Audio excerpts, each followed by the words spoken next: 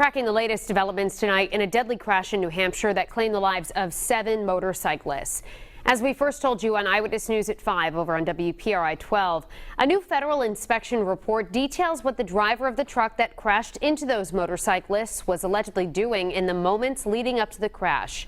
Eyewitness News reporter Caroline Goggin joins us now to explain. Caroline? Well, Shannon, that driver is 23-year-old Vladimir Zhukovsky. 3 days after that fiery crash in New Hampshire, he pleaded not guilty to 7 counts of negligent homicide.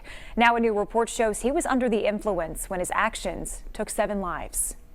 A new report sheds light on what led up to this deadly crash in New Hampshire in June. 7 motorcyclists, including a Riverside man, were killed when a truck crashed into them. This federal inspection report now says the driver of that truck, 23-year-old Vladimir Zhukovsky, was high on drugs at the time.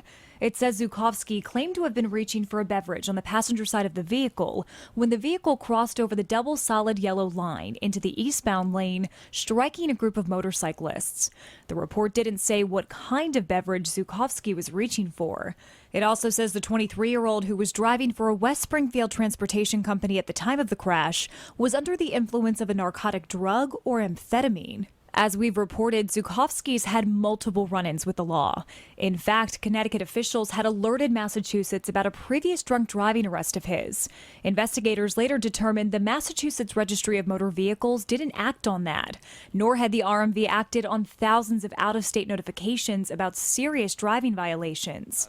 The former head of the RMV, who resigned after the crash, apologized during a legislative hearing on Tuesday. 7 families experienced an unimaginable tragedy, and they didn't deserve explanations or excuses. They deserve to have someone be accountable and acknowledge that the service that the Registry of Motor Vehicles provided was unacceptable in this instance. Zhukovsky's lawyer has not responded to requests for comment yet. The New Hampshire Attorney General's office, the NTSB, and the New Hampshire State Police are still investigating that crash. I'm Caroline Goggin, Eyewitness News.